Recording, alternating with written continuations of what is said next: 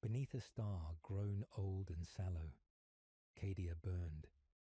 The skies over Casa were no longer the deep iron-blue vault they had been in the Age of Peace, but a furnace of fractured light and drifting cinder. Ships hung in low orbit like vultures, some still fighting, some silent hulks already surrendered to the void. Their wreckage fell in slow arcs, streaking the upper atmosphere with fire, until the wind scattered them into sparks no greater than ash. It was the hour before the final push, though no one dared call it that aloud. Cadians did not speak of endings. They held the line, always. Yet the air itself trembled with the weight of inevitability, and the fortress world's proud bastions now resembled little more than mausoleums in waiting. Each shattered tower, each collapsed wall, seemed to whisper of an empire whose strength had already passed its zenith. If you are listening now, know this. We tell you not merely to entertain, but because we care for you more than you may realize. This story is a wound, and wounds heal better when they are shared. You who sit now in some quiet corner of the galaxy, perhaps in the soft lamplight of your own home, tell me, where in the world are you watching from, and what time is it there? Before we go on, pour yourself a coffee, feel the weight of the cup in your hand, and settle in. The tale ahead will not hurry, for it is the measure of years, of choices that cannot be undone. From the west gate of Casa outer wall, High Commander Garan Vale stood and watched the crimson clouds drift over the horizon.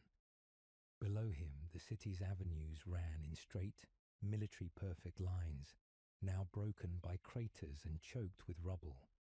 He had walked these streets as a boy, counting the engraved names of fallen heroes along the monuments. Now his boots crushed the dust of men whose names would never be recorded, civilian, soldier, priest, all indistinguishable in the wake of the bombardments. Vale's greatcoat was torn at the right shoulder where shrapnel had grazed him 2 days before. The medica had urged him to rest, but rest was a word for other worlds. Cadia knew only vigilance, and yet, even now, that vigilance trembled against the edge of futility. A runner approached, breath ragged. "Sir, report from the 412th. South trench line has collapsed. They're falling back to secondary positions." Vale's jaw tightened. "Under whose orders?" The runner hesitated. "No orders, sir. There's nothing left to hold." He dismissed the messenger with a curt nod. That was the truth of it, stripped bare. For centuries, Cadia's defenders had believed the fortress unbreakable, not because it was impregnable in stone or steel, but because its people could not be bent. But Vale knew better now. People could be bent, crushed, worn away grain by grain, until even the sturdiest will began to falter. He descended the wall's inner steps into the command chamber dug deep into the casa's foundations. The air here was thick with heat and oil fumes, the floor littered with empty ration tins and discarded data slates. Officers clustered over a hololithic map of the Cadian gate, its emerald projection flickering with the ghosts of fleet movements. "High Commander," said Colonel Vera Selen, a woman of precise speech and eyes like polished glass. "Segmentum Command has sent updated orders." Vale scanned the data slate she handed him. "Withdraw regiments from Casa Partox's southern districts. Redeploy to protect the West Transport spires. Protect the spires, because that was where the dignitaries were being lifted to orbit. Protect them, at the cost of the outer walls." "This is abandonment," Vale said flatly. "Sir," Selene replied, lowering her voice, "we cannot hold the South. We have to prioritize." "Prioritize?" The word hissed like a blade drawn from a sheath. "Those are civilians in the South. factory workers, families. Prioritizing the spires means letting them be slaughtered. Solène said nothing. Her silence was an answer in itself. Vale closed his eyes for a long moment, feeling the old fissure in his heart deepen. It had been there for years, since the first time he had seen the Imperium choose politics over lives, but tonight it widened into a fault line. "Send word to the 412th, Vale said at last. "Hold the southern approaches as long as possible. No retreat until I give the word. That will cost us. It will cost us either way." He left the chamber before she could argue further. Above, the bombardments had quieted for now. A cruel kindness, the silence between hammer blows. Vale stepped into the cool night air, the scent of ozone mingling with smoke. Somewhere far above the clouds, the eye of terror pulsed faintly, as if in amusement. He thought of the oath he had sworn as a cadet, to hold the gate, to guard the Imperium, to die before surrender. He wondered now if the oath had been to Cadia, or to something far colder. At the city's edge, he paused by a ruined statue. It had once been the likeness of Ursarkar E. Creed, the hero whose name had been synonymous with Cadia's unbreakable will. The upper half of the statue lay shattered in the dust, the head nowhere to be seen. The stars above looked older than they had yesterday, and somewhere deep in Vale's mind, a thought he should never have allowed began to form. What if Cadia's salvation lay not in the Imperium at all? The night wind shifted, carrying with it the far-off echo of artillery. Tomorrow, the enemy would press again. Tomorrow, more of the city would burn. And tomorrow, Vale would have to decide just how far loyalty could bend before it broke entirely. Tonight, though, he simply stood beneath the dying light, watching the last sparks fall from the heavens like embers from a once mighty fire. The wind over Cadia's northern plains carried the scent of steel and ozone. In the years before the last siege, it had been the smell of readiness, the promise that the fortress world was always braced against the storm. Now, with the enemy massing in the void, the wind seemed to whisper of endings, of an empire's heart slowly turning to rust. High Commander Garin Vale stood on the training balcony of Casa Partox's inner citadel, gazing down at the regiment drilling in the parade ground below. Even now, their movements were crisp, their timing perfect. It was the kind of discipline that had been beaten into them from birth, a rhythm that ran deeper than thought. Children of Cadia did not learn nursery rhymes. They learned weapons drill. They marched before they could read. By adolescence, they could disassemble a lasgun blindfolded. Vale himself had been raised in that same iron mould, each year bringing more layers of duty until there was nothing left untouched by the Imperium's hand. The 122nd Cadian Shock, arrayed below him, had fought alongside Vale for years. He recognized the veterans by the way they moved, efficient, economical, wasting no breath and no motion. The younger soldiers, barely into their second campaigns, still carried the raw energy of untested courage. He remembered once having that energy himself. "Watching for flaws?" a voice asked from behind him. Vale turned. Colonel Armin Hurst approached, his face a map of old scars. They had fought side by side for more than a decade. Hurst was one of the few men left who would speak to Vale without ceremony. "Always," Vale replied, "though I see fewer than I expect. Even now, they hold themselves like there's still something left to fight for." Hurst leaned on the balcony rail, watching the troops. "They've been told there is. They still believe it. That's worth more than any fortification we've got left. And when they find out what Segmentum Command has planned, until you tell them not to," Hurst said, without hesitation.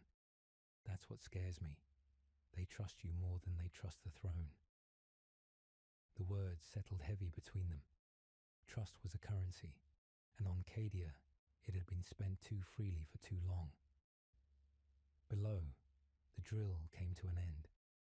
The soldiers snapped to attention as Lieutenant Caris, Vale's youngest officer, strode forward. She was a sharp-edged thing, all precise salutes and unwavering loyalty, the kind the scholar Progenium produced when they wanted an exemplar. She had risen fast under Vale's command, and he suspected she saw him not as a man, but as the embodiment of the Imperium's ideals. That would make the inevitable fracture between them all the sharper. Later, in the mess hall, Vale walked the rows of long steel tables. Conversation stilled when he passed, replaced by the respectful silence of soldiers in the presence of command. He hated that silence. It was a wall between him and the people he was supposed to lead.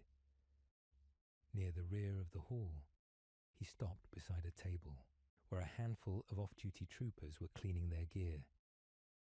One of them, a broad-shouldered man named Brask, glanced up with a grin. "Commander, want to see something?" Brask lifted the lasgun he'd been working on and, with a flick of his fingers, sent the power cell spinning into his palm. "Still got it." Vale allowed the faintest smile. "If you can keep that weapon firing through another siege, you might earn yourself another mark on your armor." The troopers laughed. For a moment, it was almost like before the evacuation orders, before the whispered talk of surrendering ground, before the knowledge that the Imperium would save its favored few and leave the rest to the flames. After the meal, Vale made his way to the Casa's upper library, a vaulted chamber lined with shelves of tactical archives and campaign histories. Here, under the glow of dim lumen strips, he met with someone who had not been in uniform for many years. Nirayane, once a field intelligence officer, now officially retired, sat at a corner table surrounded by stacks of data slates. She had always had the look of someone who had read too much and slept too little. "You got my message," she said without looking up. "I did, and I should have burned it." Vale sat opposite her. "Then you know what I'm about to tell you." She slid a slate across the table. "Ship manifests. Evacuation orders. The first lifts leave in 3 days. They're not taking soldiers. They're not taking civilians. Just the administratums chosen. Nobles, priests, and their families." Vale didn't touch the slate. "I already suspected." "Suspecting and knowing aren't the same thing," Nira said, leaning forward. "Once word gets out, it'll tear the Cassas apart. You think morale's bad now? Wait until your regiments realize they've been told to die, so someone's son can inherit a governor's chair on a safer world." Vale's jaw clenched. "And what would you have me do? Tell them. Watch discipline collapse before the enemy even reaches the gate. I'd have you decide whether your loyalty is to Cadia or to the Imperium that's already written her death warrant." Her words struck too close to the thoughts he'd been bearing since the last orders came through. Loyalty had been the marrow of his bones for as long as he could remember. Without it, what was left of him? He left without answering, the weight of the question pressing heavier with each step. Outside, the night over Casa Partox was quiet. Stars glittered coldly beyond the haze of the defense shields, their light too faint to warm the darkness gathering on the horizon. In the barracks, Lieutenant Caris was still awake, poring over tactical maps. She rose the moment she saw him. "Sir, I've been reviewing fallback positions for the southern districts. If the orders to withdraw come through, I recommend—" "They won't," Vale said. Not yet. Karis hesitated, then nodded. Yes, sir. For Cadia. For Cadia, he echoed, though the words tasted different now, hollow, perhaps, or edged with something sharp. That night, sleep did not come. Vale stood on the Casa's highest parapet, watching the dark plain stretch to the horizon. In the distance, the faintest flicker of enemy gunfire marked the far trenches. It was a reminder that the enemy was patient. The Imperium might decide Cadia's fate in days, but the foe beyond the gate could wait centuries. He wondered if, when the walls finally fell, the soldiers of Cadia would still march in perfect lines, or if they would turn their weapons toward those who had abandoned them. The twilight of Casa Partox carried with it a suffocating stillness, as if the very air held its breath, waiting for the inevitable storm.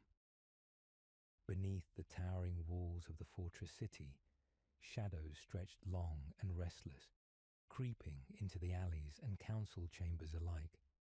It was here, within the fractured heart of Cadia, that the most dangerous battles were being fought, unseen by the war-torn plains beyond the gates.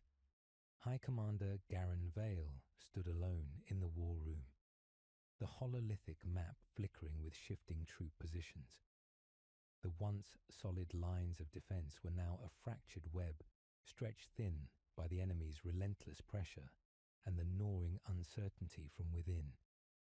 The air was thick with tension, every report from the front lines tinged with despair. Orders from Segmentum Command, intoned Lieutenant Karis, stepping forward with measured urgency. Withdraw from the southern districts. Redeploy to protect the transport spires. Vale's gaze hardened, the same steely resolve that had carried him through countless campaigns now flickering with doubt. We abandon our people to save a few, he murmured. Not just a few, Karis replied quietly.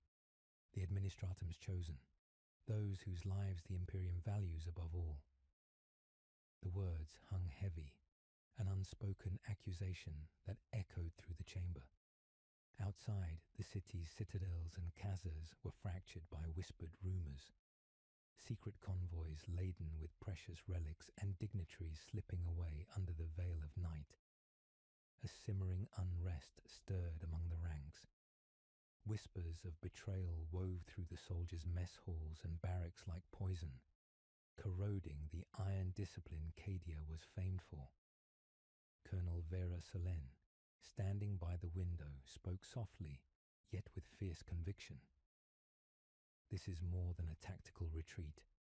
It is a fracture within our own souls. Vale nodded, feeling the weight of her words. The war was no longer solely against the Xenos and the dark powers beyond the gate. It was a war within, the clash of loyalty and pragmatism, of hope and despair. In the shadowed recesses of the casa, a secret meeting unfolded. Nira Ayane, the retired intelligence officer, met with a cloaked figure whose face remained hidden beneath a hood. Their voices were hushed, the urgency palpable. The evacuation lists are incomplete, the figure whispered. Many more will be left behind. The Imperium does not care for us anymore. Nira's eyes glinted with bitter resolve. Then we must decide what we care for, Cadia or the throne. Back in the command chamber, Vale wrestled with his own conscience. The faces of the men and women he had sworn to protect haunted him. Each life a fragile thread in the tapestry of the Empire. He knew that to obey the orders was to betray his people. To disobey was to brand himself a traitor. His mind replayed a conversation with Hurst, the trusted colonel.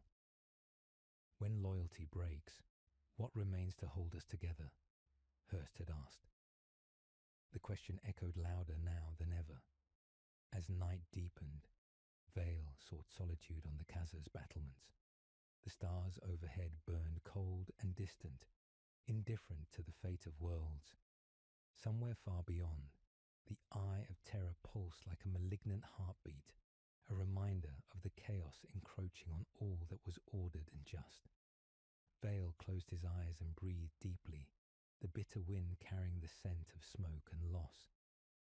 In that moment, he realized the true battle was not for the land or the spires, but for the soul of Cadia itself. And as the shadows lengthened, the first cracks within the fortress of loyalty began to widen, threatening to consume all. The dawn broke over the shattered plains of Casa Partox, with a heavy, iron-grey sky, muted as though the world itself wished to mourn what was lost. The war was no longer fought in sweeping tides, but in desperate fragments, each moment a fragile thread tethering Cadia to survival. And today, the thread was the last convoy. High Commander Garin Vale stood at the edge of the loading bay, watching as crates were sealed and lasguns checked with military precision. The convoy was a lifeline, or so it was meant to be. Yet, beneath the grim efficiency, there was a tension in the air, as though the soldiers knew this journey might be their last. Lieutenant Karras approached him swiftly, her face pale but resolute. "Sir, the escort is assembled. The 312th shock troopers are ready to depart." Vale nodded, though his eyes betrayed the weight on his heart. "Ensure the men understand the stakes. This is more than just a mission. It is the last hope to keep our people fighting." But even as he spoke, Vale was aware that hope had become a brittle thing on Cadia. The convoy's destination lay beyond the outer trenches, a supply depot desperately holding against enemy incursions. It was supposed to carry vital munitions, ration stores, everything necessary to sustain the defenders in the days to come. Yet, as the first crates were loaded onto armoured transport, a quiet whisper reached Vale's ears, a whisper that would fracture the fragile unity of the mission. Nira Ayane stood beside a stack of crates, her eyes sharp beneath the flickering floodlights. She lowered her voice, addressing Vale and Karras with grim urgency. "Not all of this cargo is meant for the front." Vale's brow furrowed. "Explain." She gestured to a sealed crate marked with Imperial insignia and encrypted codes. "These are archives and relics bound for evacuation. They hold the histories and secrets of Cadia, but more importantly, they're for the Administratum's personal use." Lieutenant Karras's hand went instinctively to her sidearm. "Orders are orders." Nira met her gaze evenly. Orders given by those far from these ruins, who have no care for the lives here. A bitter silence fell between them. Vale's heart pounded as he weighed the choice before him. To follow orders was to betray the starving, the wounded, the people trapped behind enemy lines. To disobey was to risk charges of treason, to fracture the chain of command at the very moment discipline was most needed. The convoy assembled quickly, columns of armoured vehicles rumbling into formation beneath a sky heavy with smoke. The journey would be perilous. Fields of fire awaited beyond the trenches, and every mile would be contested. As the vehicles rolled forward, Vale rode in the lead transport, flanked by his trusted officers. The convoy's engines droned against the backdrop of distant explosions and the crackle of lasfire. Midway through the passage, near a ruined refinery where the smell of burning fuel hung thick, the convoy was ambushed. Dark silhouettes emerged from the smoke, Xeno's warriors, their weapons blazing. The 312th exploded into action, forming defensive lines, lasguns chattering, and heavy bolters hammering in deadly rhythm. Vale felt the familiar surge of adrenaline, but his mind remained fixed on the crates.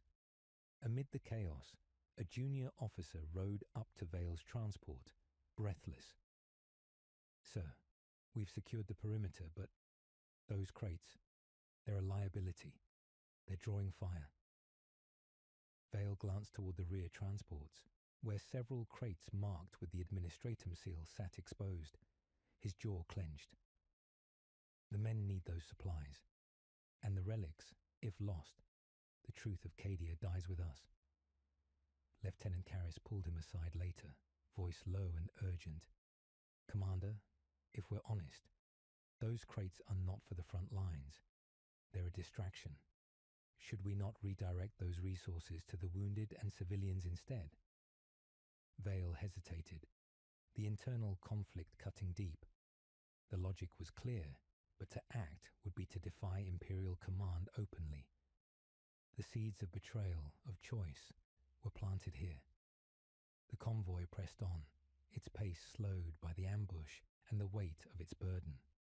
Somewhere in the distance, the sound of heavy artillery boomed, a grim reminder of the war's unrelenting reach. At the final checkpoint, where the supply depot's battered defences awaited, Vale made his decision.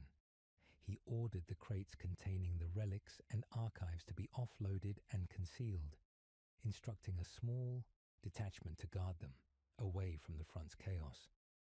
The rest of the convoy's supplies were distributed immediately to the wounded and starving soldiers. Lieutenant Karras watched him with a mixture of respect and wariness. You risk your command for this. Vale looked into her eyes, the weight of his choice heavy on his shoulders. I risk the future of Cadia itself. As night fell and the convoy settled into a fragile defense, Vale retreated to a quiet corner, thoughts swirling like the smoke that rose from distant fires. Loyalty to the Imperium, to the throne, was no longer a simple path. It was a razor's edge. One wrong step, and everything would be lost. He wondered how many more such choices he would be forced to make before Cadia's heart stopped beating entirely. In the subterranean vaults beneath Casamirak, shadows danced like restless spirits, flickering beneath the cold hum of arcane machinery. The air was thick with the scent of ancient stone, oil, and a faint, unsettling resonance that vibrated through the bones. This was a place whispered of in fearful tales, forgotten even by many within Cadia itself. Yet here, High Commander Garin Vale found himself drawn by a summons that blurred the lines between salvation and damnation. The Inquisitor, a figure cloaked in a mantle of decay and authority, awaited him beside a relic pulsing faintly with eerie light. The weapon was unlike any Vale had ever known, a vestige from the dark age of technology, buried beneath the fortress world for millennia. Its surface was etched with unknown runes, and its hum seemed to echo the heartbeat of the dying planet above. You have come, Commander, the Inquisitor's voice rasped, dry as dust, yet laced with undeniable power. Cadia's fate hangs upon a thread thinner than the finest monofilament. The weapon you see here could turn that thread into a chain unbreakable by time itself. Vale regarded the relic with wary eyes. And what price do you ask for such salvation? The Inquisitor's gaze bore into him, ancient and unyielding. Eternity, binding your soul and will to the weapon's service. Immortality, yes, but shackled. To live beyond the death of stars, to carry the burden of endless war. To become a guardian not just of Cadia's walls, but of the perpetual flame of conflict itself. A bitter cold settled in Vale's chest. Immortality had always been a whispered promise of the Adeptus Mechanicus, a forbidden fruit veiled in techno-arcane myth. Yet now, it loomed before him as a grim bargain. You ask me to forsake my humanity, Vale said quietly, to become something less than a man, bound forever to a war that will never end. The Inquisitor nodded, and in doing so, you ensure Cadia never falls. You become the eternal shield. Vale's mind swirled with the faces of the dead, the soldiers who had fallen in endless waves, the civilians caught in the crossfire, the friends he had lost to impossible choices. To become immortal was to outlive them all, to bear the loneliness of endless vigil. Was that a blessing or a curse? I cannot, he whispered, turning away from the relic. To live forever in a war without end is no victory. It is a sentence. The Inquisitor's eyes narrowed, a flicker of disappointment crossing his features. Then you leave Cadia to its doom. Vale met his gaze steadily. I leave it to the courage of those still alive, and to whatever fate the stars decree. As he left the vault, the weight of the Inquisitor's offer pressed heavily upon him. Immortality, the eternal lie, was seductive but hollow. To carry the burden of endless conflict, forsaking all hope of peace or rest, was a prison gilded with false promise. Outside, the last light of Caza Myrak's twin suns faded behind thick clouds, casting the ancient halls into deeper shadow. Vale's footsteps echoed hollowly, each step a reminder of the choices yet to come. The war raged above, but below, a darker battle had begun, a battle for the soul of Cadia, and for the man who would decide whether to embrace eternity or embrace oblivion. The brittle calm of Caza had begun to fracture like cracked ceramite beneath relentless strain. Whispers of treachery wound their way through the Cazas, carried in the furtive glances of soldiers, the hushed conversations behind sealed doors, and the growing distrust that gnawed at the heart of the defense. Within the command chamber, the weight of this invisible war pressed down on High Commander Garen Vale like a tightening vice. Vale sat at the head of the long, scarred table, flanked by his closest officers, their faces etched with exhaustion and suspicion. The flickering hololithic map before them showed the shrinking perimeter, shrinking hope. Colonel Vera Solen's voice cut sharply through the stale air. Reports from the 219th indicate a sabotage in the ammo supply lines. Several crates were found tampered with, delayed detonations, faulty charges. This is no accident. Lieutenant Karras leaned forward, eyes narrowing. Sabotage within our own ranks. Who would do this? A murmur rose, as eyes darted to one another, seeking blame in shadows. Enemies infiltrating our defences, Vale offered, though even he found his words hollow. The notion that traitors lurked in Cadia's midst was a wound deeper than any battlefield injury. Nira Yane, summoned once more from her exile, stepped into the chamber's gloom, carrying a data slate stained with secrecy. I've traced unusual communications, encrypted transmissions emanating from within Caza Myrak. It's a web of conspirators, aligning with factions that believe Cadia's fall is inevitable, and that survival lies in collaboration or surrender. The room fell silent, the gravity of betrayal sinking like lead. Vale's mind raced, fragments of past doubts now confirmed. The fractures in loyalty were more than whispered fears. They were tearing at the very foundation of their resistance. He stood, voice heavy yet resolute. We will root out the traitors, but be warned. Paranoia is a blade that cuts all who wield it. We must act with precision, or the shield will splinter beyond repair. Outside, the night air was cold and unforgiving. Guards patrolled the silent streets, their eyes sharp for any sign of treachery. Yet within the Cazas, trust was a commodity more rare than the dwindling ammunition. Vale retreated to a private chamber, the walls lined with relics of battles past, their silent witness a stark contrast to the chaos within. His thoughts drifted to the Inquisitor's offer. The eternal war, the immortal sentinel. Now, with enemies both outside and within, the temptation of endless vigilance pressed harder than ever. A soft knock pulled him from his reverie. Lieutenant Karras entered, her expression unreadable.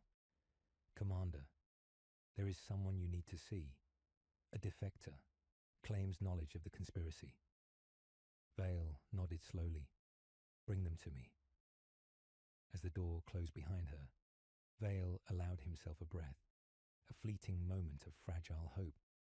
Even as the shield cracked, there were still those willing to fight for its survival.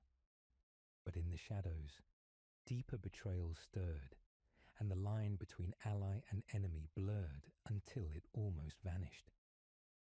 The war room pulsed with urgent light, a dim emerald glow spilling over weary faces etched by exhaustion and dread. Outside the reinforced walls of Casa Partox, the very fabric of reality seemed to ripple, an ominous harbinger as the Cadian gate trembled beneath the weight of the enemy's wrath. High Commander Garen Vale stood at the center of this fragile bastion, his eyes shadowed by sleepless nights and unyielding burdens. The siege had grown darker, and the enemies without were now matched by those within. The first reports had come at dawn. The outer defences along the east sector had begun to falter.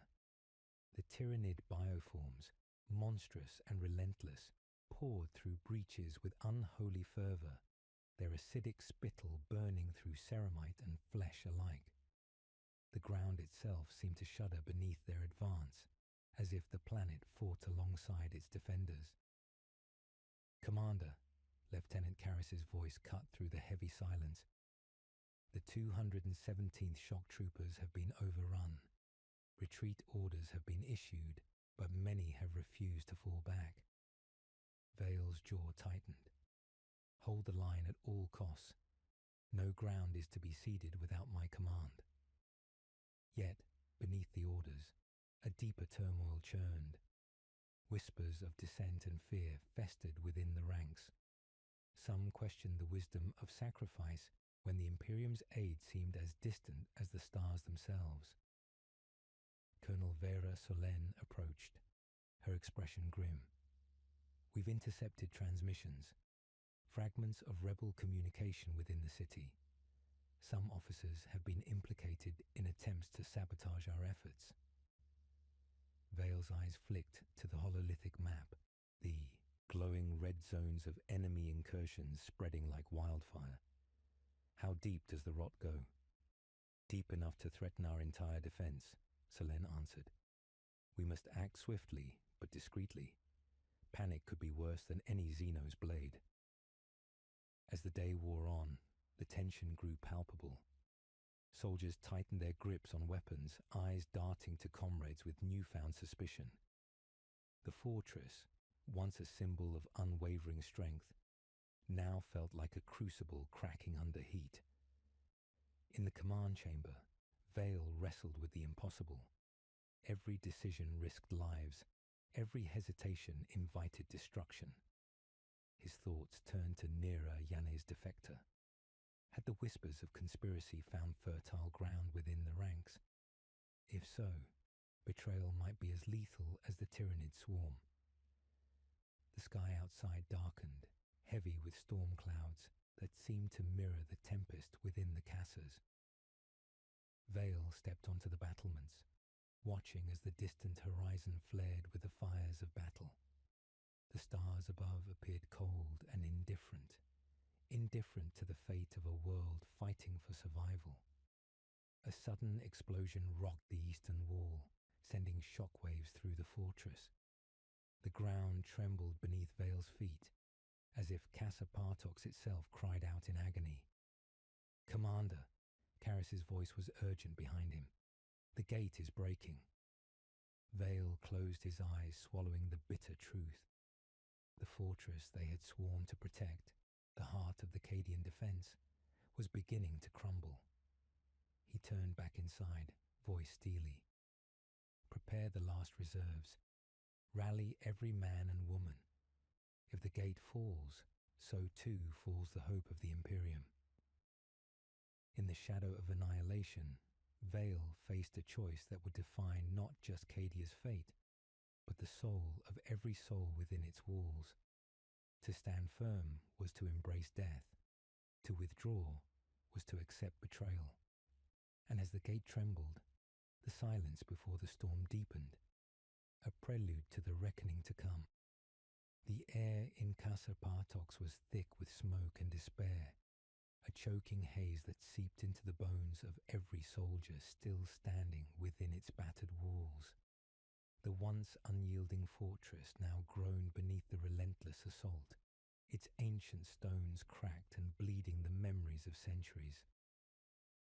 High Commander Garen Vale moved through the shattered corridors, each step heavy with the weight of command and the knowledge that among his own ranks, shadows were growing darker than those cast by enemy fire. A messenger approached swiftly, breath ragged, eyes wide with urgency. "Commander Vale," she said, voice trembling. "Colonel Vera Selene requests your presence in the East Command Hall. There's been an incident." Vale's heart tightened. He nodded, signaling for an escort and quickening his pace. The East Command Hall was a hub of frantic activity. Officers and soldiers alike gathered in tense clusters, whispers buzzing like hornets. Vera stood near the center, her face pale but resolute, eyes burning with a mixture of fury and sorrow. Beside her, a small group of men and women, some familiar, others less so, awaited Vale's arrival. The air was electric with accusation. "Commander," Vera began without preamble, "we've uncovered evidence that Lieutenant Karras has been colluding with elements seeking to undermine our defense. Her orders have led to critical failures in the southern sector." Vale's gaze flickered to Karras, who stood apart, shoulders squared, but eyes betraying a flicker of something raw and vulnerable. He felt the sting of disbelief, mingled with a growing sense of inevitable betrayal. "Karras," Vale's voice was steady but heavy, "do you deny these accusations?" She met his gaze directly. "I do not, but I ask you to understand. My actions were not born of treachery to Cadia. I sought to preserve what we could, to minimize needless bloodshed." A tense silence settled over the room. The difference between betrayal and pragmatism was a razor's edge in these desperate times. Vera's voice cut through the quiet. "Pragmatism that costs lives is still betrayal. The soldiers who died in the south believed in us. They trusted you." Karras's eyes flashed with pain. "And I trust that their deaths could have been avoided if we had not been shackled by orders from those who view us as expendable." Vale felt the weight of the fractured trust pressing down on him. The lines between friend and foe had blurred into indistinction, and every choice carried the sting of loss. He raised a hand, silencing the room. "This is not a trial, not yet, but I will not allow internal divisions to doom us all. We will investigate these claims fully. Until then, Lieutenant Karras is relieved of her command." Karras nodded, acceptance etched into her features. "As you command, Commander. For Cadia." As she was escorted away, Vale's eyes met Vera's. There was no triumph in either gaze, only the shared burden of leadership in a world unraveling. Outside the command hall, the distant thunder of battle rolled like a dirge. The gate trembled still, and beyond it, the shadow of oblivion crept closer. Vale knew the war was no longer just against the enemies who stormed the walls. It was a war within hearts and minds, where friends could become strangers, and loyalty was a fragile, fading ember. Casa Kraf was a name once spoken with reverence across the Imperium's farthest reaches, a fortress world that had stood as a beacon of steadfastness against the endless night. Now, under the oppressive skies thick with ash and smoke, it had become a crucible of despair, a testament to the slow collapse of all that Cadia represented. High Commander Garen Vale approached the battered ramparts, his silhouette horizon, where enemy fire illuminated the swirling clouds. The siege was in its 9th week, each day a litany of blood and sacrifice, every hour a testament to the unyielding will of those who refused to yield. Vale's armour bore the scars of countless battles, ceramite chipped and stained, but his eyes held a grim determination. The fortress itself was a monument to the glory and tragedy of the Cadian people, built to withstand sieges that would shatter lesser worlds. Yet even these walls groaned under the ceaseless assault of Xeno's engines and warp-spawned horrors. The defenders, grizzled veterans and fresh recruits alike, stood shoulder to shoulder along the ramparts. Their faces, illuminated by the flickering fires below, were masks of exhaustion and unspoken fear.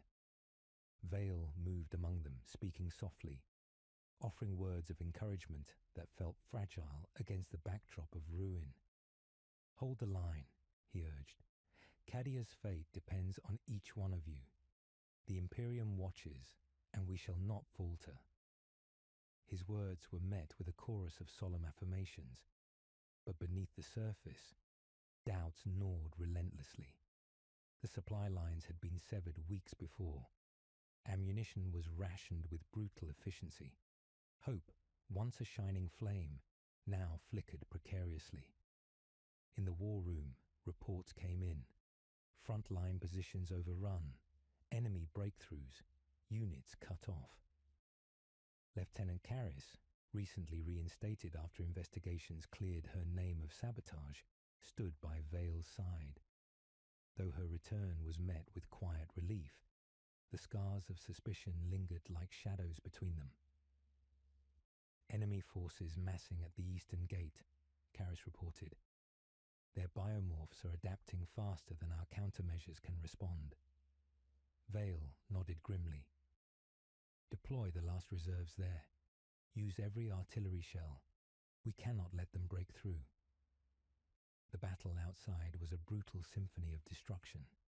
Explosions tore the night sky apart, while the thunderous steps of the Tyrannid horde shook the ground beneath Cassacraft. Flames consumed the once pristine fortifications, and the cries of the wounded echoed through the labyrinthine tunnels. Amid the chaos, Vale's mind wandered to the choices made. Bitter decisions to preserve relics over lives, whispered betrayals, and the price of leadership. The promise of immortality had been refused, but the weight of mortality was an even heavier shroud. A sudden alert drew his attention. A breach in the southern defences. Vale and Caris rushed to coordinate a counterattack, rallying fragmented units to stem the tide. The fight was desperate, brutal, and ultimately costly. As dawn crept over the horizon, casting pale light over the ravaged landscape, Vale surveyed the shattered battlefield. The cost was staggering. Friends lost, ground surrendered, hope diminished. Yet, within the rubble, a flicker of resolve remained.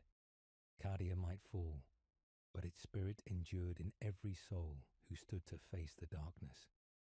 The gloom of Cassacraft's war room pressed in like a suffocating shroud. Outside, the ruined fortress world writhed beneath a sky veined with crimson streaks, the telltale scars of the warp's malignant touch. High Commander Garen Vale sat hunched before a flickering hololithic console, his face etched with fatigue and haunted by visions that had begun to seep from dreams into waking hours. The warp was no longer a distant threat. It whispered in the shadows, a murmuring tide of madness and prophecy that sought to unravel the minds of Cadia's last defenders. The psychic storms that raged beyond the gate were bleeding into reality, twisting space and time, and leaving scars upon the souls of those caught in their wake. Lieutenant Caris stood nearby, eyes darkened by sleepless nights and haunted by the same spectral visions that gripped Vale. "The dreams grow louder," she said, voice barely above a whisper. I see shadows, faces of the dead, voices calling from beyond. They speak of endings and betrayals yet to come. Vale's gaze was distant, tracing the flickering stars beyond the shattered viewport. The warp does not offer solace. It promises truth, but truth is a blade that cuts deeper than any laser gun. A sudden tremor shook the chamber, the telltale ripple of a nearby psychic eruption. Guards outside scrambled as reality itself seemed to warp. Walls bending and colors bleeding unnaturally. The boundaries between past and future blurred, and for a moment, the echoes of Cadia's glorious past, the triumphs and tragedies, washed over Vale's mind like a tidal wave. He saw the banners of the Astra Militarum raised high, the thunder of battle cries against alien invaders, the faces of fallen comrades whose sacrifice had forged this bulwark against chaos. But beneath the valor, there was a darker truth, a web of lies, betrayals, and the price paid for survival. Nira Yane's words echoed within him, the grim knowledge of those who had sought to betray the fortress from within. The warp whispered their names, their deeds, a litany of shadows that stained Cadia's honor. "Commander," Karis interrupted, breaking the trance. "We have intercepted a transmission. A psyker beyond our lines claims to hold knowledge of a traitor's identity." Vale's eyes narrowed. "Bring them here." Minutes later, a young psyker, gaunt and trembling, was ushered into the chamber. His eyes burned with fevered light, and his voice was a fragile thread of hope amid the chaos. "The traitor walks among you," whispered, voice shaking.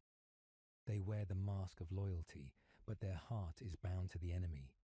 They seek to open the gate wider, to doom Cadia and all who dwell within." Vale felt the room close around him. The weight of paranoia, desperation, and the crushing burden of command. The warp was no longer just a battlefield. It was a mindscape of terror, where enemies multiplied and trust was a fleeting illusion. He turned to his officers, voice steel hard. "We will find this traitor, and when we do, they will face the Emperor's judgment." As the psychic echoes faded, the grim determination within the war room burned brighter.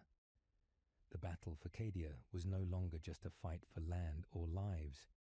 It was a struggle for the soul of an empire on the brink. The battered ramparts of Casa Craft trembled beneath a sky bruised by war, the cold winds carrying with them the scent of ash, blood, and fading hope. High Commander Garin Vale stood atop the shattered battlements, his eyes narrowing against the smoke that curled like dark fingers around the fortress.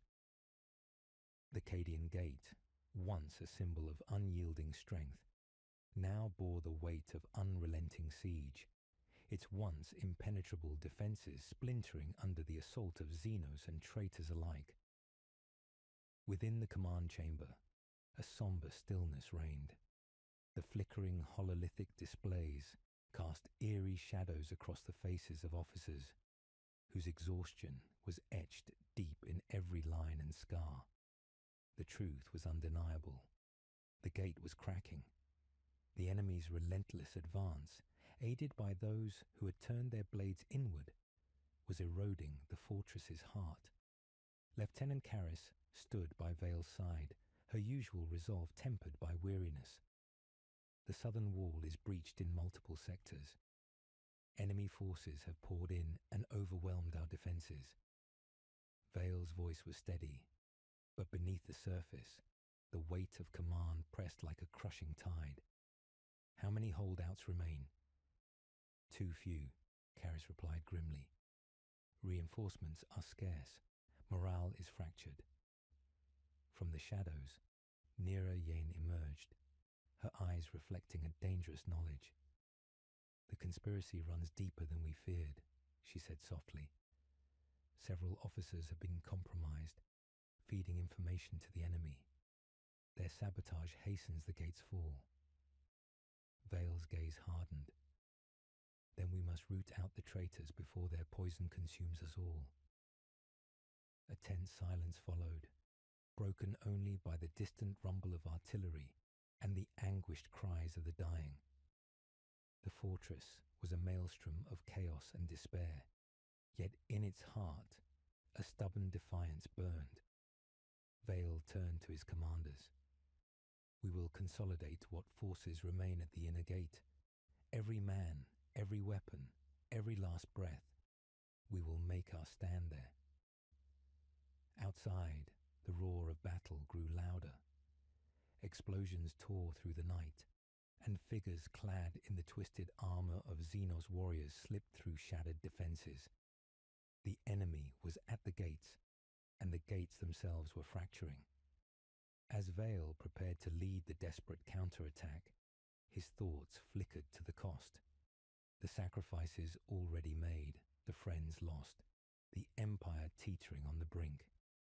The gate's cracks were more than physical. They were the fractures of trust, hope, and resolve.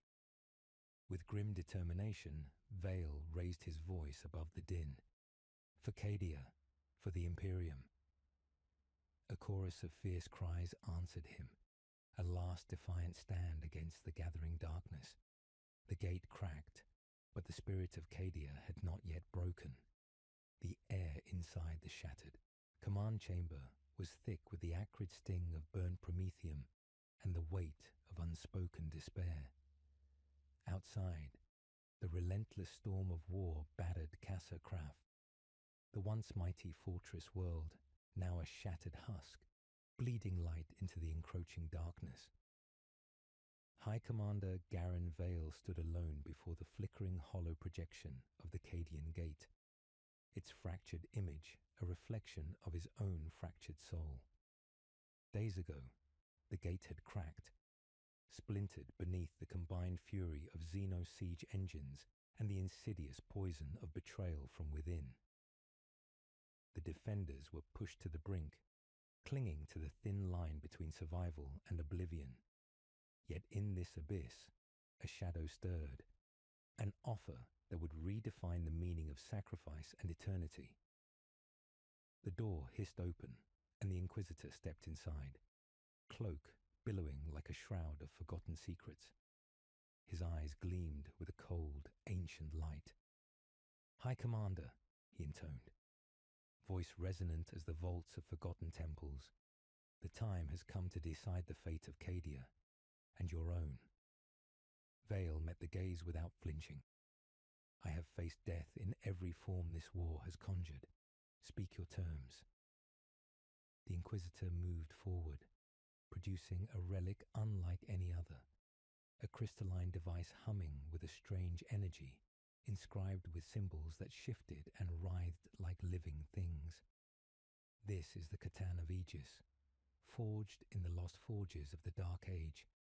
It grants its bearer a fragment of immortality, biotransference protocols entwined with ancient arcane science. You would live beyond the fall of stars, bound to the defense of Cadia eternally. Vale's heart pounded with a tumult of hope and dread. Immortality, once a whispered legend, now dangled before him like a double-edged blade. To accept was to become a sentinel forever trapped in ceaseless war. To refuse was to watch the empire crumble and the souls of his people extinguish. "At what cost?" Vale asked, voice rough with fatigue. "The price is your freedom," the Inquisitor replied. "Your will becomes the will of the weapon. Your humanity fades. You become a guardian, a living relic, immortal but imprisoned within this endless struggle." Vale closed his eyes, visions flooding his mind. The faces of fallen comrades, the crumbling walls, the endless tides of enemies. To save Cadia, to preserve its spirit even as its flesh decayed. Was this the price he was willing to pay? He opened his eyes, resolve hardening. "I will not abandon my people to oblivion." The Inquisitor nodded solemnly and began the ritual. The The crystalline Catan glowed, its light weaving through Vale's flesh and spirit, binding him in a fusion of man and machine, soul and steel. Pain blossomed and then faded, replaced by a cold clarity. Vale felt his body changing, his senses sharpening beyond mortal limits. Yet within, a shadow whispered, a warning that every immortal must heed. Outside, the war raged on, the dying light of Casa Craft flickering against the encroaching dark. Within the newly forged sentinel stood a man transformed, neither wholly human nor machine, a living symbol of sacrifice and eternal vigilance. The immortal bargain had been struck. Flames clawed at the ashen sky above Casa Craft, a hellish blaze that seemed to burn away not just stone and metal, but the very essence of hope. The fortress world, once a bastion of resilience, now writhed beneath a torrent of flame and fury. High Commander Garen Vale stood at the apex of the shattered bastion, his form a cold sentinel amid the chaos, a figure transformed by the ancient Catan of Aegis, a fusion of mortal will and immortal purpose. His eyes, once weary and human, now gleamed with a pale, otherworldly light, reflecting the endless firestorm consuming the battlefield. Around him, the defenders of Cadia fought with desperate valor, their cries echoing through the smoke-choked air, a haunting symphony of sacrifice and defiance. The enemy was relentless. Tyrannid biomorphs surged in unending waves, their grotesque forms silhouetted against the fiery horizon, while renegade factions within the walls sought to shatter the fragile unity still holding Cadia's last defences. The gate, though cracked and bleeding, remained the fulcrum upon which the fate of an empire teetered. Vale moved through the tumult like a force of nature, his enhanced reflexes and strength turning the tide in critical moments. Yet beneath the cold steel of his new form, the man beneath wrestled with the growing chasm between immortality and humanity. Memories surged unbidden, faces of friends lost, the warmth of fleeting peace, the burden of endless war. Each victory was shadowed by the knowledge that the flames would never cease, that the war was a fire without end. Lieutenant Karras fought beside him, her blade flashing in the infernal light. "Commander," she shouted over the din, "we cannot hold much longer. The enemy adapts faster than we can counter." Vale's voice was a harsh whisper, almost drowned by the roar of battle. "Then we become the fire that consumes them. Hold the line." As waves of Xenos crashed against the battered walls, Vale's enhanced senses detected movement within the ranks. A shadow among the defenders, a betrayer whose actions threatened to unravel their desperate stand. He turned swiftly, confronting the traitor in the chaos, a figure cloaked in false loyalty, eyes gleaming with treachery. "For Cadia," Vale intoned, voice cold as the grave, "there is no mercy for those who strike from within." The confrontation was swift, brutal, a final act in the tragic play of loyalty and betrayal that had marked Cadia's last days. As the traitor fell, Vale's gaze returned to the burning horizon. The battle raged, the firestorm unending, but within the heart of the immortal sentinel burned a flicker of hope, a stubborn ember defying the consuming dark. The shattered remnants of Casa Craft lay beneath a sky smeared with ash and blood, a canvas painted by fire and despair. The air was thick with the scent of burning ceramite and charred flesh, mingled with the bitter tang of sacrifice. High Commander Garen Vale, now more sentinel than man, stood upon the highest tower overlooking the ruined Cadian gate. The immense structure, once a symbol of unyielding might, now hung broken and silent, its fragments a testament to the price paid for defiance. Vale's augmented eyes swept the horizon, where the dying embers of battle still smouldered. The enemy had been repelled, but the victory was hollow. The walls they had defended with blood and steel had been shattered, and the spirit of Cadia lay bruised beneath the weight of loss. Within him, the cold fire of the Catan of Aegis pulsed, a reminder that his immortality was not a gift, but a burden. Bound to the weapon and the endless war, he bore the weight of an empire's demise on shoulders that would never tire, never rest. Memories cascaded like shattered glass, friends fallen in brutal combat, betrayals that had fractured their fragile unity, the faces of those who had looked to him for hope and found only the harsh glare of eternal struggle. Beside him, Lieutenant Caris knelt beside a small memorial, a plaque etched with the names of the lost, flickering with hollow lights in the gathering gloom. Her voice was soft, yet carried the weight of a confession. We fought not just the enemy outside, but the shadows within. The price of this gate. It was more than we could bear. Vale nodded slowly, the human part of him aching beneath the cold veneer of his transformation. And still, the gate stands, as does the memory of those who gave all. He turned his gaze to the stars above, distant, cold, and indifferent to the suffering below. Immortality had granted him endless vigilance, but it had also stolen the simple grace of oblivion. "Is this what eternity means?" Vale whispered to the void. "To watch empires fall, to carry the burden of endless war while the world burns around you?" Caris rose, her eyes reflecting a steely resolve tempered by grief.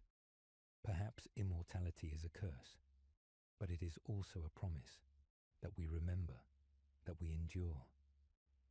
The night deepened, shadows lengthening across the broken fortress. The gate's fall had marked the end of an era, yet the fight, the fire without end, would persist as long as those bound by duty remained.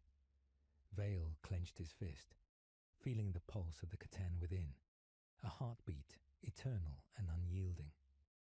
"The price is high," he said, voice low but unwavering, "but the soul of Cadia will not be forgotten."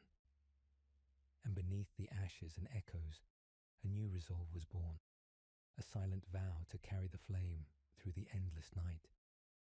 Beneath a sky stripped bare by war, Casa Kraf stood as a skeleton of forgotten grandeur, its broken walls and shattered towers etched against the fading light like the scars of a dying world. The battle was over, yet the echoes of its fury lingered, a heavy silence settling over the ruins. High Commander Garin Vale, no longer merely a man, but a sentinel forged in the crucible of eternal conflict, stood alone amidst the remnants of his once great fortress. The Catan of Aegis hummed faintly at his side, a relentless reminder of the bargain he had struck, a gift steeped in sacrifice and eternal vigilance. His augmented eyes scanned the horizon, where distant stars twinkled coldly, indifferent to the fall of empires or the grief of those left behind.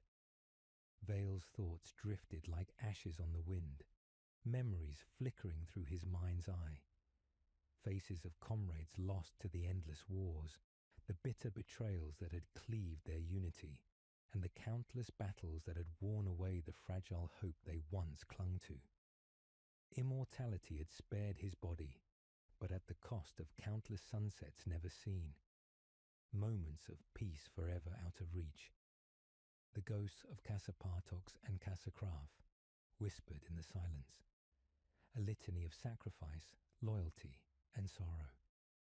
Vale knelt before a makeshift memorial, carved from the remnants of fallen warriors' weapons and inscribed with the names of the brave.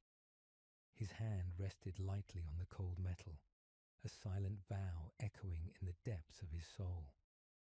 "We fought and fell," he murmured, voice heavy with the weight of ages, "but in memory we endure. Lieutenant Karras approached, her footsteps soft but steady. Her eyes bore the same haunted resolve, the shared burden of those who had survived.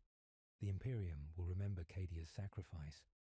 Though the gate has fallen, the spirit of the people lives on, in stories, in hearts. Vale nodded, the eternal sentinel bound to a fate of watchfulness and unending war. A fortress built not of stone and steel, but of memory and sacrifice. The horizon darkened as the stars emerged in full, their cold light casting long shadows across the ruin. The price of immortality was clear, to witness the endless cycle of war, loss, and fleeting hope, to stand guard over the ashes of what once was. Yet in that eternal vigil there was purpose, a beacon for those who would come after, a testament to the cost of defiance against the darkness. As Vale rose, the Catan pulsing softly at his side, he looked once more toward the silent stars. The fortress might be broken, the empire fallen, but the memory endured, a fortress unyielding, a flame never extinguished. And so, beneath the cold expanse of the cosmos, the sentinel stood watch, alone, eternal, a guardian of a legacy forged in fire and blood.